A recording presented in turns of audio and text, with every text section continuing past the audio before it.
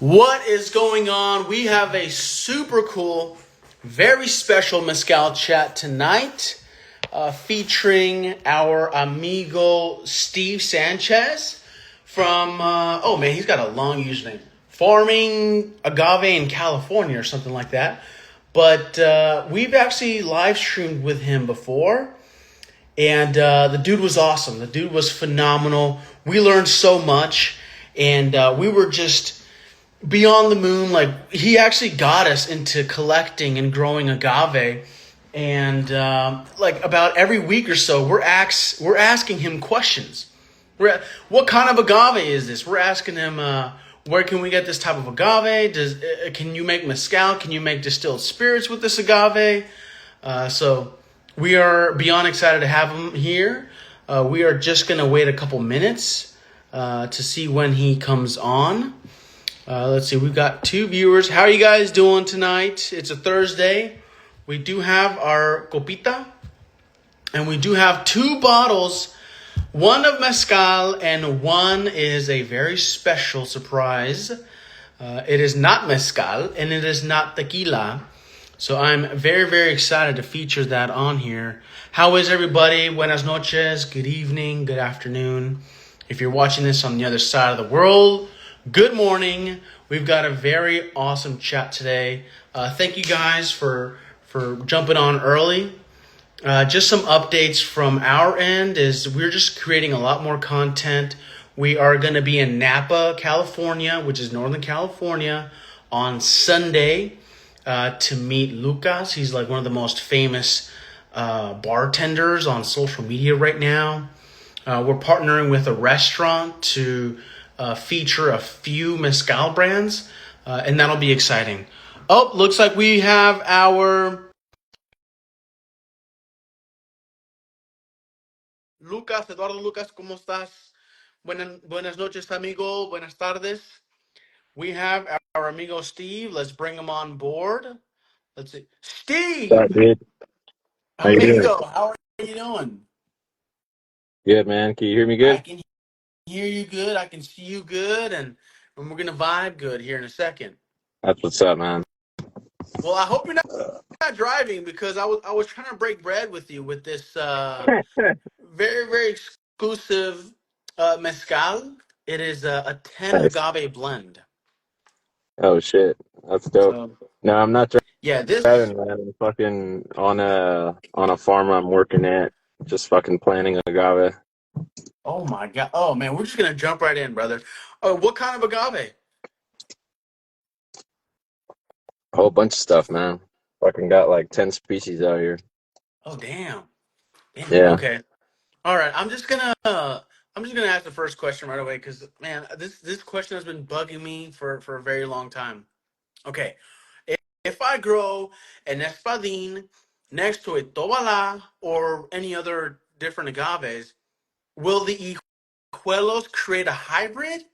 Or how do you create these hybrids? Um. Well, they'd have to grow next to each other and bloom, you know. So if you get them to bloom right next to each other and at the same time, that's when you'd have the potential to hybridize.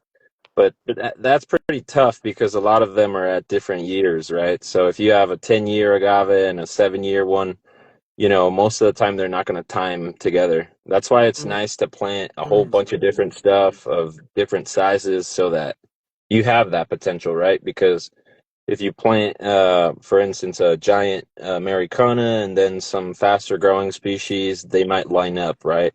But then if you're planting the same species and it's going to be harder to line up hybridizations. My But yeah, gosh. once you have them at the same time blooming, you can isolate portions of their blooms with like bags or plastic wraps, and then Okay. you hand pollinate in between the two of Okay. them. Because if nature does it, it's going to create hybrids that are kind of unintentional with everything that's around. All right, time out. Which would For be good the too. non-agave experts, non-agave farmers out there, like myself, when you say bloom, do you mean like the hijuelos or like the quiote with the flowers? No, it has to be the quixote at the end of its Okay. life. Okay. Yeah, and then those flowers have to be already open. So, what happens usually in nature is like there'll be natural hybrids, right? Like there's an Americana called lemon lime Americana, and then that's a natural hybrid between Americana and Asperima, just in the wild, right?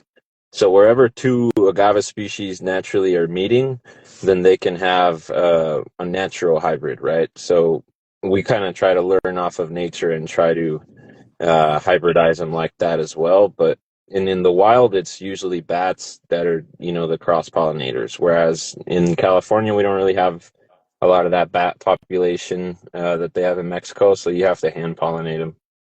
Oh man, so it's timing is everything because you got like Yeah. Tepextate, which takes decades, and then you got like an Espadín. So like to get that timing That's would be what I was saying. It's good to huh. have different sizes, That because like for is instance, I didn't think I'm about that. planting in this farm like 1, 2, 3, and 5 gallon of like 10 different species. So then you'll have like the potential to have hybridization because some species are obviously going to be faster and some slower, but the Right. different sizes will allow at least some of them to line up on the years that they're going to be able to hybridize.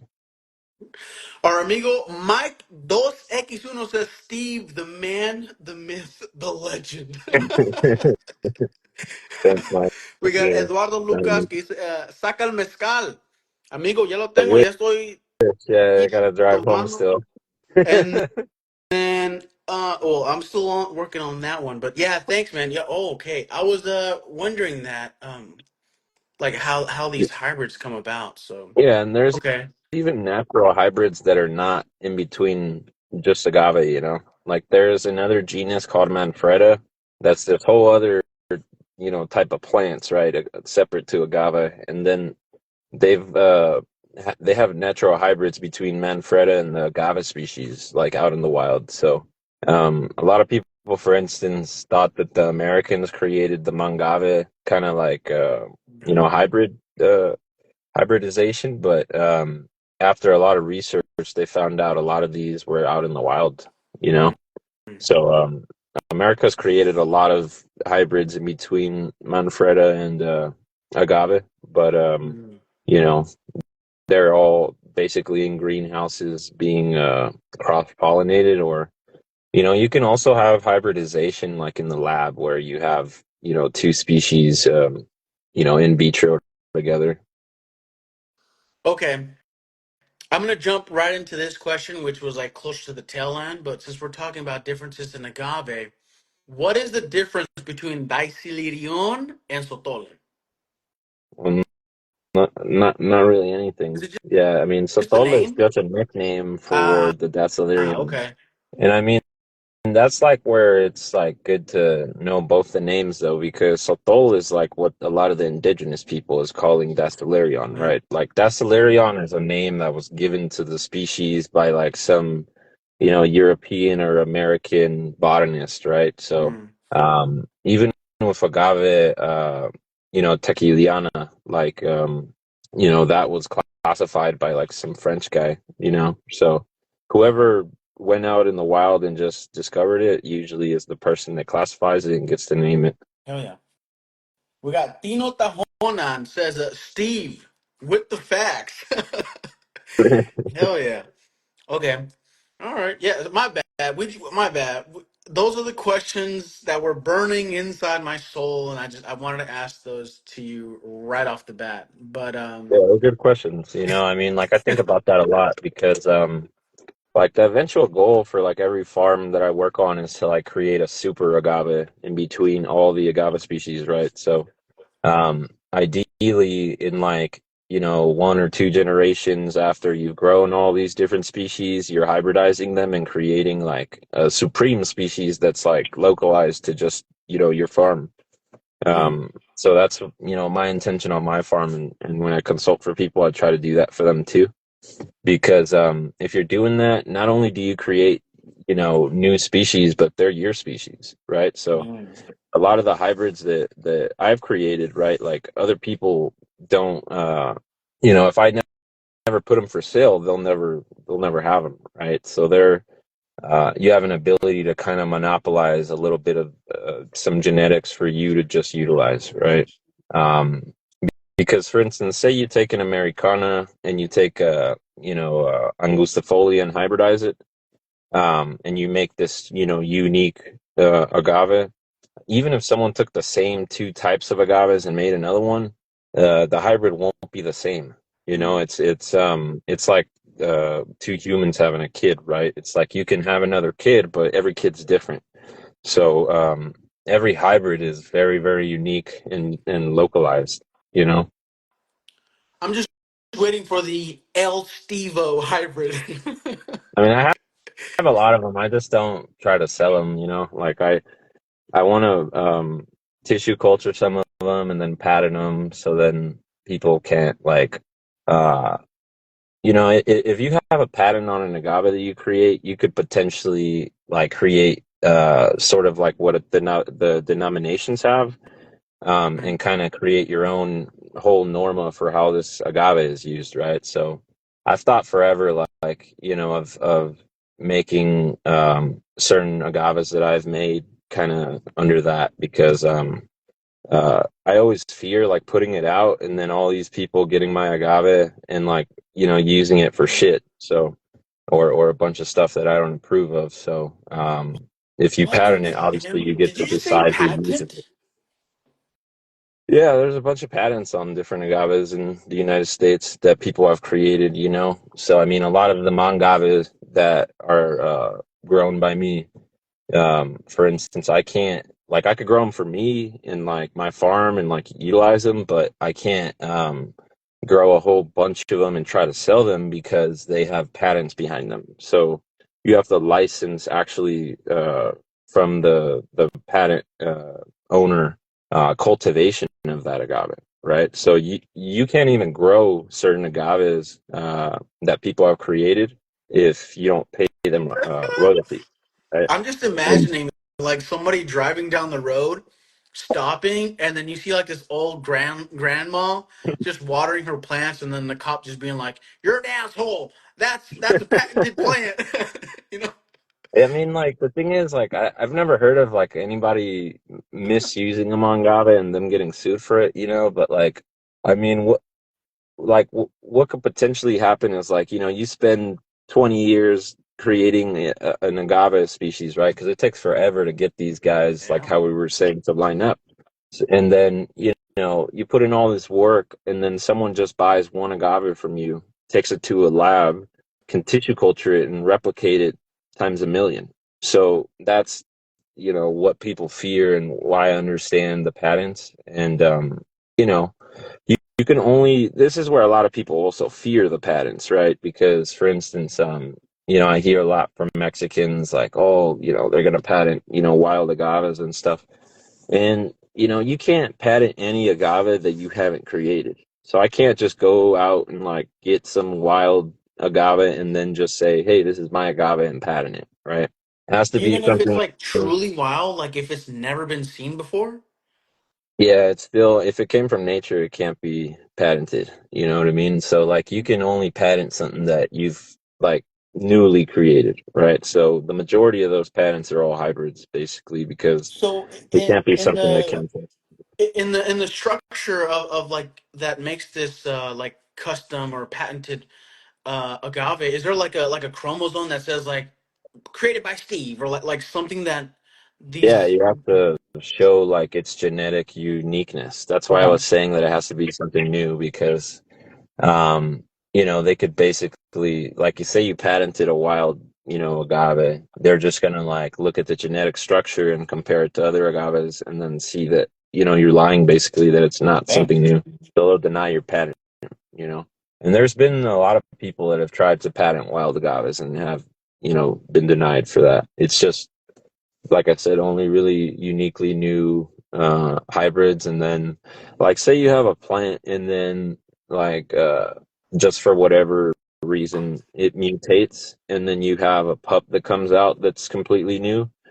I mean, you could potentially probably patent that if, like, it's never been, seen before. But, most people don't really do that because you don't know what else is out there. So people would already probably have created that, you know. So once again, you have to be the first person to create it. So if there ever was something out on the market of it, then you know, your patent would be worthless. You know, I know we're just shotgunning this whole thing, but now that you tell me this, it's like it's the access to do these things, and like you don't need a forensic scientist to figure out that like Latinos don't have access to a lot of this stuff.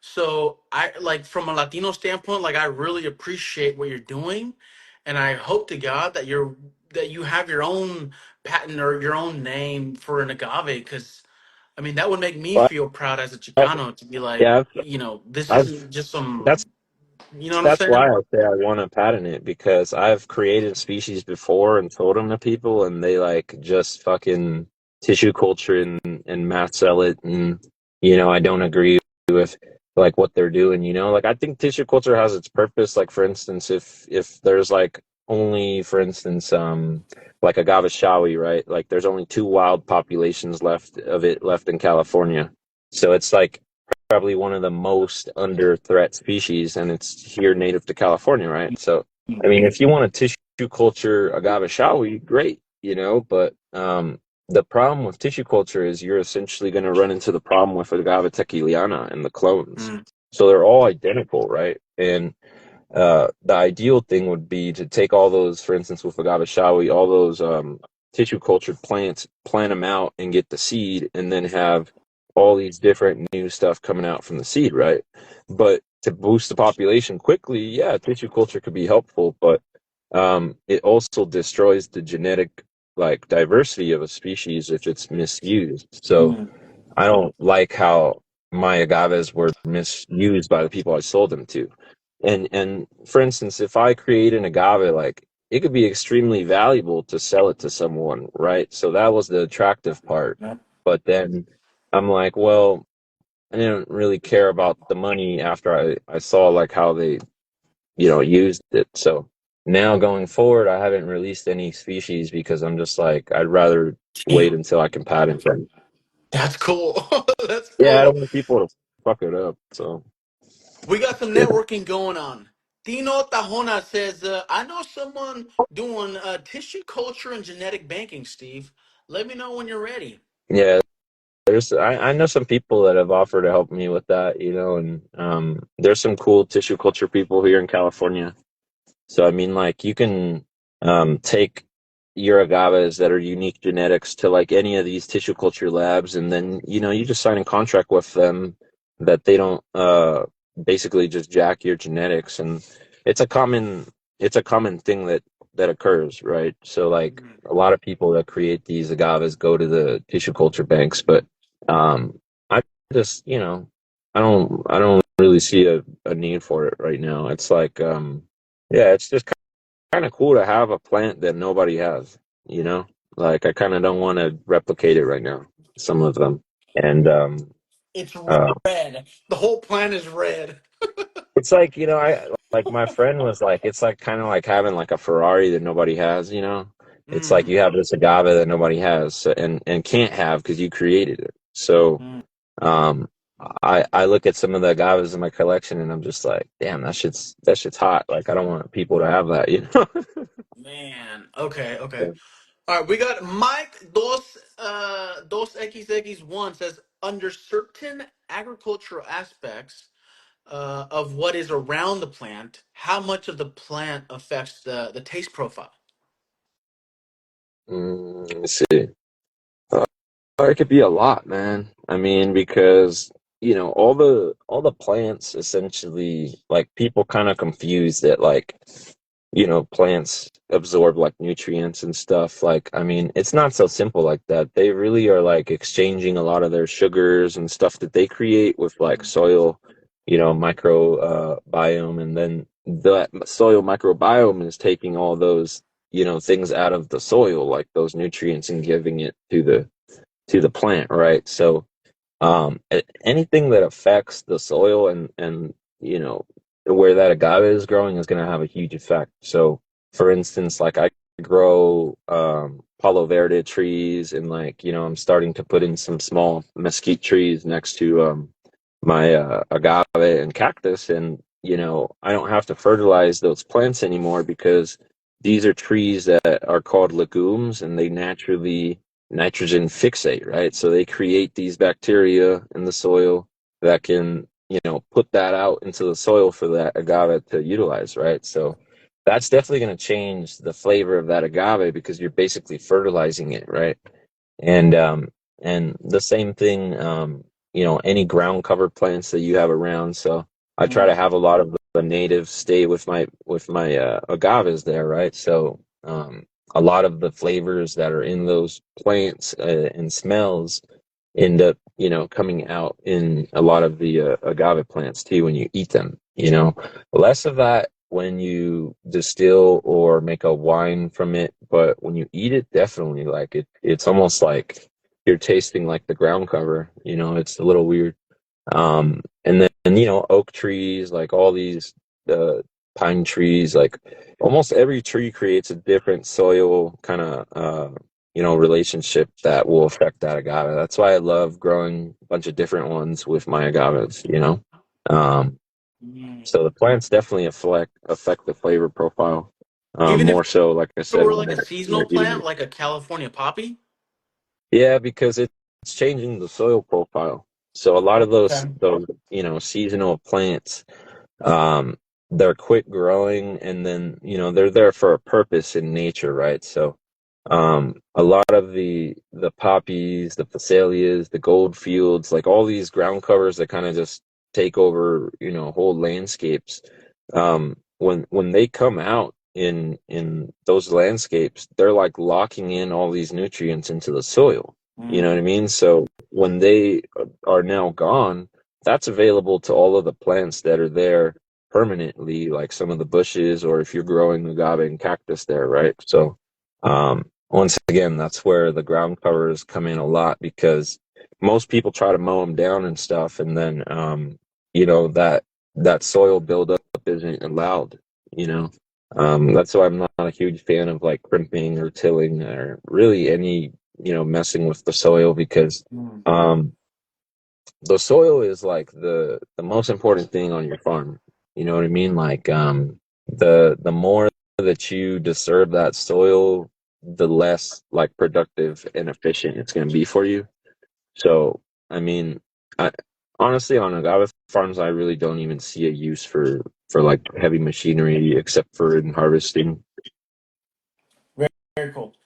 Okay. I'm gonna try to grow my poppies next to my agave. All right. Yeah. Question here. Why can't I get pulque from Espadín or Jabalí? Why is it only from Salmiana, Pulquero? I mean, you can definitely get pulque from a lot of those larger Oh, agaves. You know what I mean? wow. I A didn't lot know of people just, that. yeah, they don't What? utilize them because they're just smaller agaves. Mm. So a lot of the time, if you're harvesting pulque or agua miel from like a giant salmiana or americana, and you're thinking about a liter each time, well, I mean, with a Tequiviano or Espadini, you only might be looking at a third of a liter or something. So it just is not as efficient. So people don't utilize it for that really at all. But I Mm. mean, really, any large agave you can pretty much make bulk out of, and agave wine as well. Um, so I mean, it just once again, a lot of the times it just people haven't done it, so they kind of just think it's like impossible type shit. But um, definitely not. Yeah. All right, we're gonna marry these two worlds here. Uh, this is Planet Mezcal. You are our agave expert. So, does the agave expert like mezcal? If so, what are some of your go-to brands For what? For agave? to drink?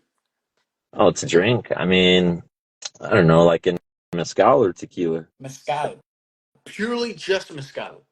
Um, I mean, I haven't really, drank too much mezcal lately, to be honest, to like, give good reviews on brands. Um, I mean the Tepanal is really good. You know, that's one that like they make both really really good. So I just fuck with like everything that they make. You know, for the most part. And I yeah, they make think El good stuff. Amigo Jair is actually watching. Jair's one of the co-owners here at Tepanal. So shout out to Tepanal. Yeah, I love like a lot of their stuff because you know they're not filtering it like a lot of it, you know, because you know a lot of that tequila that they're making or mezcal is coming out at like you know 45, 55%, but then you know they down it for us, you know, for the Americans Yeah. or the American market. So I like that they don't, you know, like uh filter their shit down for us, you know, and they're giving it to us how they taste it, and like that's a good thing for us, but I say like I admire it because it's more costly for them and they're making less money. You know what I mean? Probably like shipping that into the US. I They're see. paying higher Right. taxes. So, you know, they're more doing it not because it's more profitable, but because they know the people want it and love that, right? Yep. So I love when brands do shit like that. Like a lot of the times, you know, I'll do experiments and just like you know, I'll blow a bunch of money on planting these agaves, and I'm just like, I'm just gonna see if they live, and if they don't, it's cool. But I learn, you know, and then I'm more than happy to share a lot of those experiments with people. But I feel like the brands that experiment a lot and spend their own money to do that, you know, not looking for so much profit, like that's you know an honorable thing to do. So. Uh, What's dope is I have like a little bottle of theirs that's just pure puntas. That's like I 75%, bro. Like oh it yeah, burns your tongue. I've been telling everybody though forever that like why does nobody bring out puntas? You know what I Mm, mean? I'm like nobody brings out yeah, everyone's just because it's like a really bitter taste, but people like me like that, you know, like a lot of the best mezcales and tequilas that I like are or the best mezcales I mean are really high in saponins, you know, like the jabalís. So mm, that bitter taste is like a lot of people love it, you know. absolutely. We got a question here. Julio asks, can you make an agave grow 200 plus, what's that, kilograms? Modifying it. I mean, there's agaves that grow 200 kilograms without modification right now, you Mm, know? Like a lot of the Americanas and Salmianas and, you know, you got Mapisagas and, yeah, like even the Weberries, they get gigantic, you know? Um, uh, but if you're looking to, like, for instance, get a pina size larger from an agave, then you know you want to hybridize it with something that's a giant pina. So I mean, I've said forever, like you know, I want to get people that are hybridizing utensis, which is one of the most that people in California are messing with, at least on the collector side. mm, Like they've hybridized it with like different Titanotas and Paris and you know all these different like cool collector agave to try to get these cool looks. But I'm mhm. like, dude, like somebody fucking cross it with an Americana, please already, because Americanas are blooming all over California. So if these collectors are growing agave utensis and they get some blooms, go fucking over to some of these Americanas and cross pollinate it because you know the agave utensis distillate is probably one of my favorites, and like it's impossible to fucking get any of these agaves. You know, like Mm. every time I get a few of them that are mature enough to distill, it's like you're probably making one or two bottles because the pinas are only like 7 or 8 pounds. So I'm like, cross it with an Americana that gets you, you know, a 400 or 500 pound pina, and maybe you can get some of those agave utensis flavors in, you know, a 200 pound pina or a 300 pound pina, right? So, Low key, low yeah, key. It sounds like you're speaking from experience. yeah. I mean, Like yeah, you I may mean, have a half a bottle laying around. yeah, I mean, I got some stuff, you know, buried in the desert somewhere, man. Very So, good. yeah, Very. always got to have a little bit, you know, handy. Amigo, the other day I was looking up this thing. I don't know what the hell it is. Maybe you can tell us here. What is California AB 2606? Did you read that? I was looking into it. I needed the agave expert to translate it in English because it was It's like all legal, yeah. legal Hmm. jargon. So for the viewers, for people watching, can you let us know what is CAAB 2606? It's just a law that, was passed in California. It was signed, like over, I don't remember if it was like New Year's or in January, but in the new wave of bills that Newsom signed, it was included in that. And then it was just a bill that a lot of people were just kind of really surprised by, right? So a lot of people didn't even know that it existed until it passed, which, is a problem, I believe, And what in is this that you're referring to for the viewers that might not have any clue what you just are talking about? what do you mean? What is the CA the 2606? Like, what is that? How does that pertain to Oh, so I agaves or mean, it's called distilling? the California Agave Commission bill. So that's pretty Okay. much what the bill is, right? So they, are like the law that was passed essentially just says that whenever, the proponents of the bill, which is, the California Agave Council, whenever they decide that, they're ready for a vote, that a vote will be held, and based on the, decision of that vote, then a California Agave Commission could be created, right? And then that whole bill is essentially just outlining the whole, voting procedures and what the Agave Commission's roles, would be. Um, but yeah, like I said, it's just it was really surprising for people because at least when I found out about it, it had been already in the assembly for like 7 months, right? So, I mean, I'm a pretty fast mover, and we were able to get through some connections and stuff, letters in front of the governor, and really show him why we thought that this law was burnt. But the point is, we Is it really knew just about. another way for taxing farmers, or what is this for? Like, why do people? What's it? What's the Well, purpose? well, yeah, I'm getting to it. It just like I said, it was something that was brought up against us, and then we couldn't really fight it or do much against it because it was a surprise, right? So, I mean, we were really like a lot of agave farmers in California and different people were really pissed off about it because it essentially is trying to create a commission, which is going to be able to tax growers, and a lot of the commissions kind of just purpose is supposed to be for marketing and research, but just really looking at how it's just set up and everything, it looks like a lot of the money really is going to be spent in like setting up this basically bureaucracy. Like there's not going to really be much money for research or development or marketing. And as a historian and a consultant that works for farmers,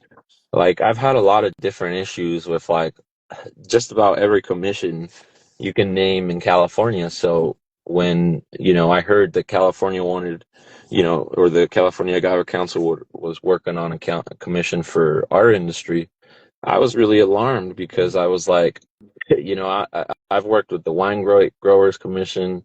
I've worked with different nut commissions and fruit commissions, and they're really a huge problem in California. And when people ask themselves like, why is big agriculture so consolidated in California? Why is a lot of it a monoculture, ecological destruction, and a lot of it has to do with these commissions because they place like really burdensome taxes on people, right? And these taxes kind of force people to grow the fastest species, the species that everybody's kind of, growing so that there's not a lot of risk. And then, they don't stray too far from, what everyone else is doing. And what ends up happening a lot of the times in these different industries is that those commissions basically are taxing these small farmers, and a lot of the research is just basically like monoculture, and just it is a lot of research aimed towards big farmers. So they're utilizing it, but the small farmer is still over here doing his own thing. So Mm. the majority of the farmers that I've worked with, like on the smaller sides, working with the commissions, they all complain that like, the marketing isn't for them, all the research isn't for them, and they're just paying taxes and having to market and research on their own, a bunch of their own shit. So they're like, I wish I could just keep my money and dedicate it for me instead of paying it to these guys, right? And To work that's on your across art the and your board. craft versus Yeah. just like try to do one And, and, plant. Like you want to explore and and do other things. totally. And now bringing it back to agave, it's like, I think it's really stupid to tax me, for instance, for research and marketing, because it's like, I had a video where I did a meme about tequila, right? And tariffs. And this video got like, I don't know, like 1.5 or 2 million views. And, that videos are like that. Some, they just get a couple hundred views and, some just fucking go viral. And this video, based off the DMs and based off the sales and everything from this video, uh, in agave and cactus and different stuff that I sell, I probably made like $45,000, and I was just like, damn, like that, for me, I'm like, I don't need your marketing when I can sell out everything that I do for a free video that I create, or for, I could do that for my client. And I mean, you're very familiar with this side of stuff, in marketing. And it's just like, I'm like, at the end of the day, I know I could outsell all my shit, for very low cost or almost free. And I feel paying taxes into something that, is going to kind of help the big guys market, almost makes me look bad, because I'm over here growing like this super diverse, paradise of a bunch of different trees and cacti and agave species. And then when we go to joint market, right, in this pool of money, they're going to assume that that a small farm like me is like these big guys, the stuff that everybody is seeing. And the same thing, they're kind of, greenwashing a bit, because they're these giant farms getting to say, hey, we're like these little guys. So everyone, I believe, needs to be marketing on their own basis, like, because it kind of doesn't make sense to do a joint thing because everybody's so unique. And then on the research side, dude, I mean, to be honest with you, I've read like 700, articles on just agave, probably like within the past like year or two, and this is something that for a decade I've just been researching and researching. And I don't know if you're familiar with a lot of the knowledge banks, or the stuff like JSTOR and all that stuff that you get through college, right? But I mean, usually like at UCSB, they would give us all these data banks, essentially, that the university paid for, and then you could go into it, and they had like all these research papers from, that aren't sometimes publicly available. But Oh, the like the point is, fancy Google Scholar, right? yeah, it's like their own version. Every university has like their own Oh, version of Google Scholar, where I like see. they have all their own Yeah. research on it, right? So through the UC system and through a lot of, the ones that I would pay for, I'm just like, dude, there's unlimited fucking research. So reading a lot of this research on energy and biofuels and textiles, and what people were creating food products out of it, and different distillates, I came to the realization we're way past the fucking research stage, because I started talking to a lot of my homies in India and stuff, and they're over here creating methane out of agave. I'm talking to my African homies, and they're making a whole bunch of like really expensive, high fashion with agave. And different people, in Mexico are making like, really unique distillates with the agave, right? So my point is, a lot of the shit that they say they want to research, like, we've already kind of crossed that point. Like, most of the world already is creating the products that research was for. So, for instance, like, if you want to research biofuels, it's kind of a waste of time when you can go directly talk to the people creating the fucking biofuels. You know what I mean? Like you can go and get some of these people from India or Brazil or Mexico that have created, ethanol based or methane based agave biofuels, and fucking bring them over here. I mean, to me, it's just a waste of money and potential, right? Because I give you even another example. Like, I had a biodigester that burned down at my home in Altadena, and I had that at my farm for a while. And I was putting, you know, my goat manure in there, my agave and cactus, grind it up, doing the same shit that my Indian homies were doing in India, right? And I learned that from them, right? What the hell even a biodigester was. Dude, I was running my whole cooking off of that, my heating off of that, off of agave and goat poop. So I was creating my own fucking biomethane on the farm already. Like my point is, fuck the research. We're way past that already. We need to actually be creating products and making stuff. And I see a waste of time to be, oh yeah, let me give you a bunch of money to research this, you know? If we all want to come together and be like, yeah, let's make a California based, agave biofuel, I'll pitch into that, but I'm not gonna pitch into some random ass shit that, some board decides what they research. So I'd rather it be a collaborative, voluntary thing, right? Because I mean, for instance, a lot of these big farmers that are getting into this, it doesn't take more than, 50 or $100,000 in a few experiments to already start making the products that they say they want to fucking research. So, I don't see any use to paying taxes, to be honest with you.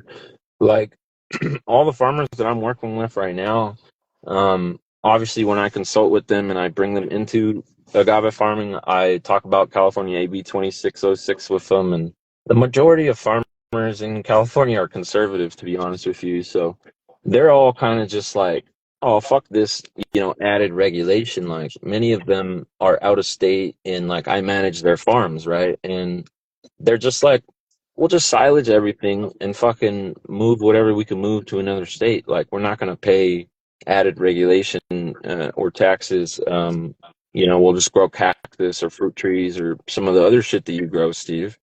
And I'm like, I'm with you, man. Like, one of the farmers that I used to consult for here on the coast of California, she moved to Arizona, and I followed with her, bro. I bought some land in Arizona, and I'm like her little neighbor there, growing a couple of agave. And it's just like, That's entrepreneurs. horrible though, because Yeah, I mean, that's but horrible for, but look, for as an for entrepreneur, Californians and like people like of political power to push away entrepreneurs well, and, we and have to people that are innovate. passionate about Everybody agave.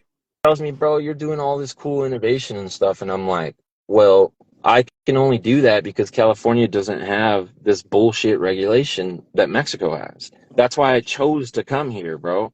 And now, they're forcing me to move again. Like, Mm. I have family that's growing agave tequila in Jalisco. I could have started a tequila fucking brand there. And I chose to do this in California because I didn't want to be under the CRT or the CRM or any of those motherfuckers. I said, I'm going to be in California where I can make my own spirits with a whole bunch of different agaves, hybrids, and different shit that Mexico doesn't even mess with. But these guys are trying to just be a copycat of Jalisco and just consolidate shit, and I'm not about that. So I'd rather just move to Arizona, the agave production, and keep the other stuff here. You get me? Because that allows me to continue to be unique and innovating, and not, like for instance, people tell me like I was gonna plant 200 acres, of agave, and I just decided, fuck that, I'm just gonna sell all this agave. So like in the past like 3 months, I've sold like up to like 148,000 agave now. And that was going to be agave that I was going to plant in California. I had already the land cleared. I was going to put 180 acres in another piece of 20 that I just cleared. That was going to be the 200. And I said, fuck that. I'd rather just give it to other farmers because, the regulation that's coming is unclear. So I'm not going to invest a bunch of money in California and then get fucked in 3 years. And a lot of my farmers are with me on that. And that is sad. I agree with you, but as an entrepreneur, I don't get bummed out. Like I'm gonna move wherever I need to make shit happen. You know, um, like I said, like I love California. I love living here, so I'll continue growing cactus, and I can still make cactus spirits and wine, and a whole bunch of different stuff with all the fruits that I grow. So I don't get bummed Maybe out. It just sucks for California because then they are losing farmers. Like that's not the only lady that's moved and me. Like we're two people, but besides us two, there's 7 other farmers I know that I've consulted for that have left California already. And Bad once joke. again, just I the got a agave, bad joke. not the Maybe, rest of maybe, their shit. maybe these bad joke incoming. Maybe these politicians are trying to like choke out these California agave farmers because they love mezcal from Oaxaca so much, and they want to Well, keep Oaxaca as the player. but that's what I tell people. I'm like, look, man, like the only way California agave spirits is something that I support is us being like something fucking unique, right? Man. Like if everybody, Yeah. 99% of mezcal is espadín, and obviously the all of tequila is tequiliana. Those are just one species, actually. They're both angustifolias. So it's like over here, I'm growing a cold hardy angustifolia, and I have like a dozen other types of angustifolias. And my point is, I'm just like, you can get similar flavors and still make something super unique because, say these different angustifolias that Mexicans don't use, I'm using them here because they've been created or bred in California, right? And then I grow these out. That might be something that a Mexican wants on their fucking bar. But if we create an Espadín and a Tequiliana agave spirit, and even if we do it by the millions, not only will it be more expensive and people will not want to buy it because of that, but who would want to buy a copycat? You get me? Like when I buy some fancy fucking wine and I throw a celebration, I don't go buy some fucking sparkling wine. I go buy champagne, bro. What the fuck? There's I nothing buy wrong the with good sparkling shit, wine, you though, know? ladies and Like, gentlemen. hey, I work for some of those farmers. I love me some sparkling wine, but you get me? You're not gonna buy California Agave Spirit Tequiliano. You're gonna go buy the fucking tequila or the mezcal, dude. Right, right. So it's Mhm. like, and it'll be cheaper and higher quality. So it's like, it's idiotic to me to kind of force these taxes and Yeah. and kind of make all these farmers get into this box because then they're going to want to grow the fastest species, which is going to be Espadín and Tequiliana, and we're going to be an exact copy of Jalisco and fucking Oaxaca and these other states. And then, that's where a lot of the Mexicans that call us biopirates and cultural appropriators, I agree with them. Like, if that's what California becomes, then yeah, we fucked up. We completely fucked up. We appropriated you. My bad. Mhm. Because I'll tell you what, some of these big farmers in Napa and stuff that I work with, I could see in 15, 20 years after one or two generations, they could be growing, for instance, a few $1 billion worth of agave spirits coming out of California. And then I tell myself, okay, well, if like for instance, $10 billion worth of mezcal and tequila comes into California today, right, or into the USA today. Say in 15, 20 years, California is producing 20 billion agave spirits. Even if they're shit quality, they're the majority of the market. That dilutes the fucking brand of mezcal and tequila. So I've even told people in Mexico, I'm like, this is some shit that should piss you off too, because it's gonna dilute your guys' brands when California over here is doing the shit that you guys are doing. If they're doing Utahenses, Shawi, Americanas, these things that a lot of the Mexicans aren't even messing with, then that's not going to compete because it's going to be its own different shelf, right? It's going to be its own unique stuff. But if we do the same shit they do, it's gonna, mess with them. I mean, that's why, I kind of get a little ticked off too, because I'm like, they're essentially trying to take out, my family and like a lot of people, by creating the industry. So it's not something that I only fight for me here in California, but I'm like, I fight it for the Mexicans that are in fucking over there doing their own thing and they don't even know about this because their brands are going to get screwed and they don't even know about it, and most of So them here's don't even where know I about kind of have it. like an issue. I know we're still early on with the distilled agave spirits. I Yeah. went to a few liquor stores, and I was looking at the mezcal prices. Like 80, 100, 110, etc. And then Big this baller, dude. And then this guy, pulls out like this distilled agave bottle, and he's like, "Oh, this was raised and distilled here in California." And I'm like, "Oh, this, probably gonna be a cool little deal." That thing was like $200, and it was like just Well, yeah, one like. one species, and I'm like, Yeah, I mean, mm, that's the thing. Once mm, again, you can't be copying Mexico. You know what I mean? Like, I give you an example, right? Like, a lot of the roasting that I've seen for these agave spirits in California, they're using the same mezcal-based pits to roast their shit, right? So they're taking a bunch of days or sometimes a week or two or whatever, right? Like the Oaxacans or the Pueblans or whatever people that are making mezcal are, right? So they're copying that method, right? Whereas when I built my pit, dude, I can roast agave, like I can roast 3 tons of agave in 2.5 hours. I a mean, lot of work. I'm not worrying about that shit taking 2 weeks, and my point is in California, you need to innovate. You need to do your own unique way of making a fire pit or a fire oven or whatever, because we can't take 2 weeks. Shit takes too much money and time costs money in California. So, we have to do stuff completely differently to what they're doing. You get me? Once again, it's like, if we're growing agave tequiliana, you're going to need to fertilize it heavy. You need to irrigate it heavy because where I live in Jalisco, it rains 20, 30 inches a year, man. So Mm, we dry farm it. But in California, you're not going to be able to dry farm that. You're going to need at least 6 to even sometimes 10 inches of rain and mm, or of irrigation. And then you get how I'm saying, where if we copy their species, we're going to now have all these inputs. Now I'll give you an example. I'm growing a lot of different USA native species that don't require irrigation if I plant them in the rainy season, and they're established and can grow with no water. So mm. and I don't need to fertilize them in a chemical or a bunch of these ways that they're using that cost them money or a lot of money, right? So yeah, once again, we shouldn't be copying the species that they use, because using them here are gonna make a lot, a lot of issues that are in Mexico. They're gonna be worse here. You know? Jesus.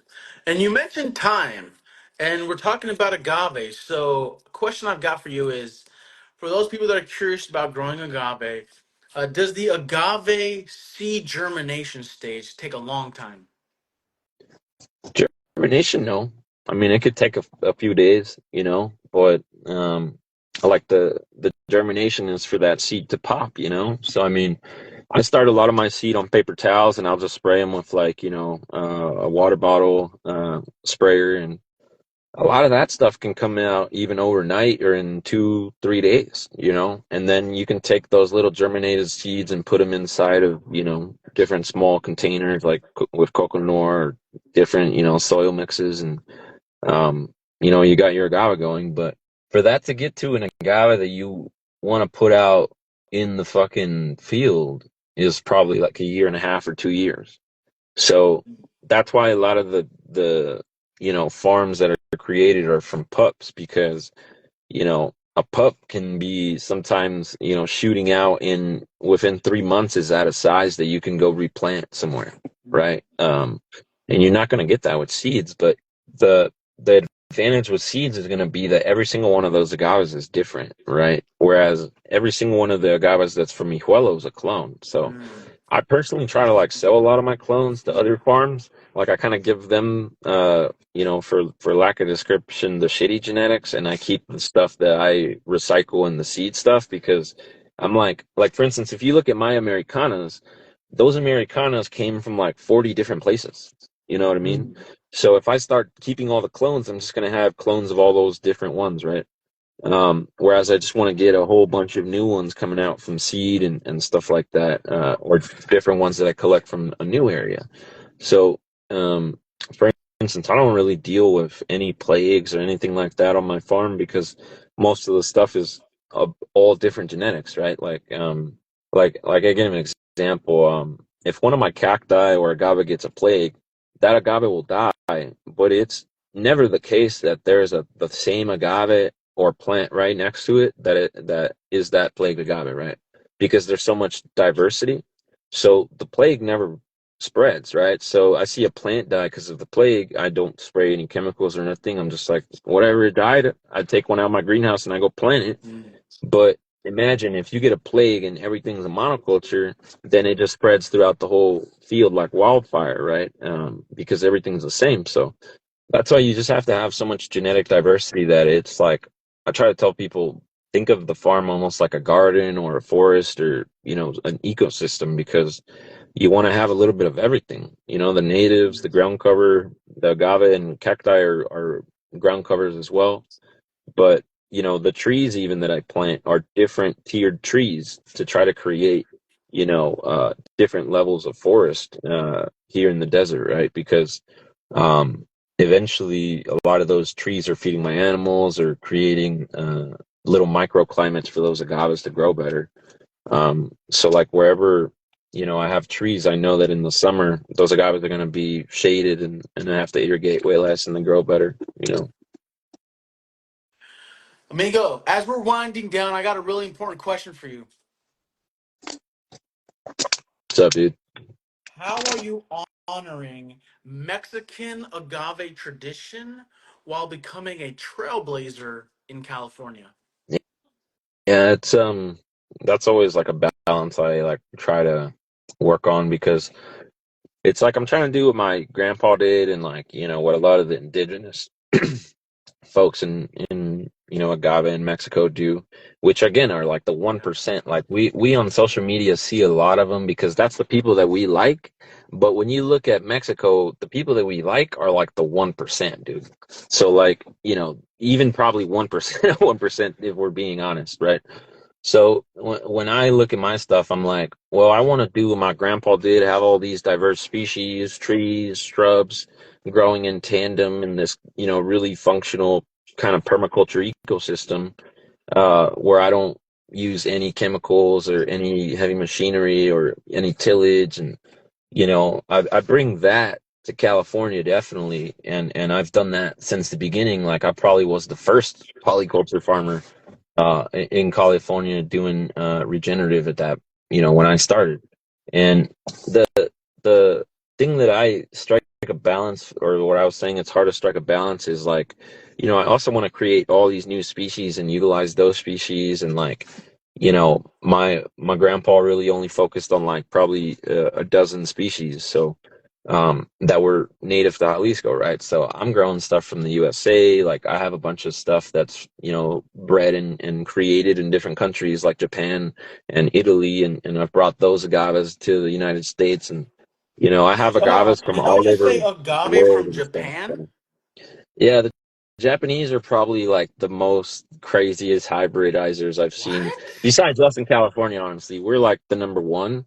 But if I had to say like who's the number two in the world of hybridizing and creating new agaves and all types of cool shit, yeah, the Japanese, man. Like I've got like 10 Japanese agaves that What? are created in Japan, and they're not available in America if you don't order it from You them. have got to show me some pictures offline, bro. What? Yeah, the Japanese No love like spines way. and stuff. So all the shit, all the stuff that they make are like really, really spiny agave, and they love really colorful stuff. But they just love funky stuff. That's why I dig the plants that they make. But yeah, like the what I was getting to is just like I want to like do all this innovation, but then keep it still doing, what my family was doing at the basis, right? So.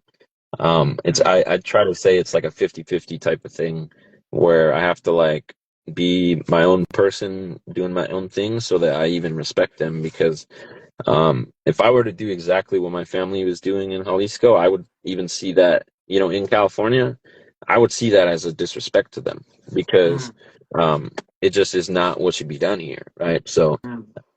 I try to take what I do through a new kind of avenue. I try not to step on the toes of like my own family or anybody that's in Mexico growing agave, right? So I try to choose stuff that nobody really is even working with. And the agave that I grow the most and have the most of, which is agave Mariana, like a lot of that agave, you know when I first started growing it, it was native to Jalisco. I was like, this is a dope agave. I'm gonna start growing it. I found a few of them here, and I asked people about it in Mexico if you could distill it like from my hometown, because it was native there, and everybody was like, this shit's impossible. And then yeah, like I found out a way to distill it here in California, and then I was showing people in Jalisco like some of the stuff that I was doing, and they got so excited that they like ordered some of my Vilmorianas, you know. So like essentially like the Vilmorianas that were wild around my hometown became blue agave tequiliana fields. Like they started taking out all the native and you know, not only those agave but the trees and shrubs and stuff. So then I almost had to ship the agave that were native to Jalisco back to Jalisco because they were not in that town anymore.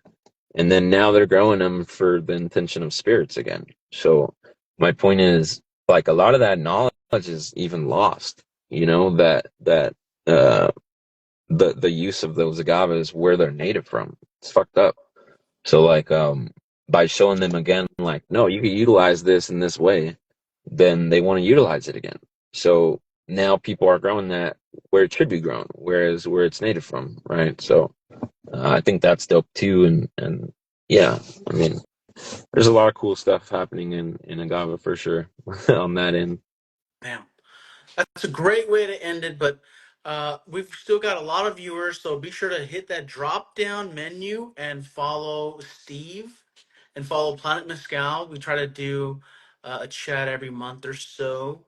And if you have any rapid fire questions for Steve, drop them in the chat right now. I got one more question for you, Steve. This is going to be a tough one. Are you ready for this tough question? So man, It's earth shattering. If you could drink mezcal with a superhero, who would it be and why? superhero man. I mean, probably the probably the Flash, dude. I mean, the Flash is pretty dope. Because I always think like I wish I could just plant uh so much shit, you know, like I always wish there was like three or four of me. You know what I mean? So I feel like if I was chilling with Flash and I could get him to help me plant some agaves, that'd be chill, you know? Get him wasted on some tequila and yo man, knock this out real quick for me, you know? And I'll get you some new stuff. I mean, well, if you're thinking about it like that, why not Poison Ivy?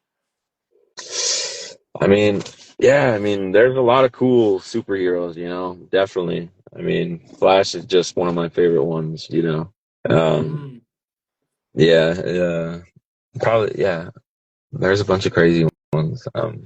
Yeah, Agave Americano says Flash can't get drunk. I assume because he burns the calories super fast. probably. I don't know.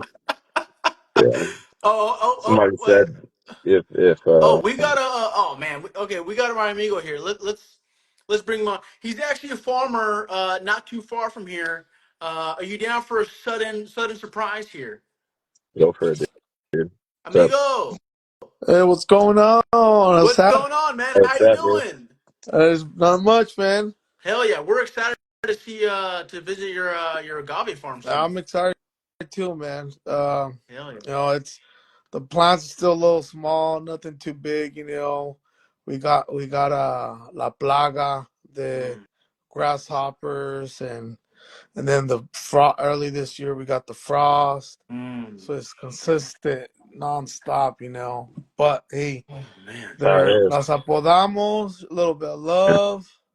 You know what I mean? And we're thriving now. Hopefully, gonna I'm thinking maybe this week or next week do some whenever I got time, maybe during the week, go up there and do a little fertilizing and stuff. That way, before the heat hits them, Pakistan. Yeah, it's about to start getting hot. Yeah, Mhm. yeah. Well, Steve, this is our amigo Marco. Marco lives about 45 minutes north of Sacramento. And yeah, Marco, do you have any questions for Steve Where's or Steve, No, vice versa? man. what city? I like. Which town are you up in? I'm in well, I'm locally live in Sacramento, but my farm is up in the up above Marysville, between Marysville and Orville. There's a bunch of orchids out there. Nice.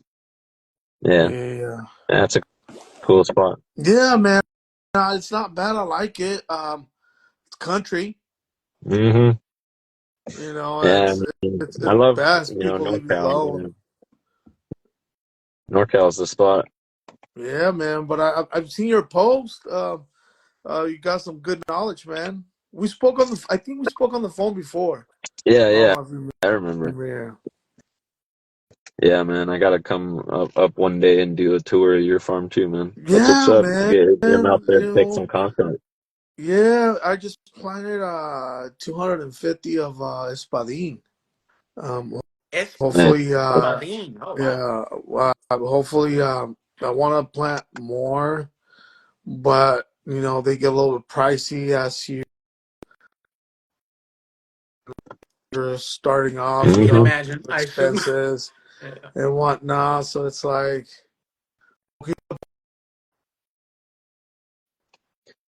Yeah, Oh, I sell a lot of agaves, so I definitely know how hard it could be for farmers to, always be getting plants at prices they want. That's why it's good hopefully, to order from. oh, yeah. looks like we're losing them. See, looks like we're losing them here. Uh, uh let's see. And he's gone. Well, Steve, thanks so much again for jumping on. This was great. This was insightful. As you can see, I'm learning more each and every time about agaves because of you. So, thank you so much for being a champion of agave, a champion in distilled spirits. And if you have any questions for Steve, be sure to follow him, shoot him a DM, and we'll chat soon. Yeah, man, hit me up anytime. Let me get one of them agave recipients, man. We're gonna trade. We'll talk offline. I might need one of those All right, man. Japanese agave.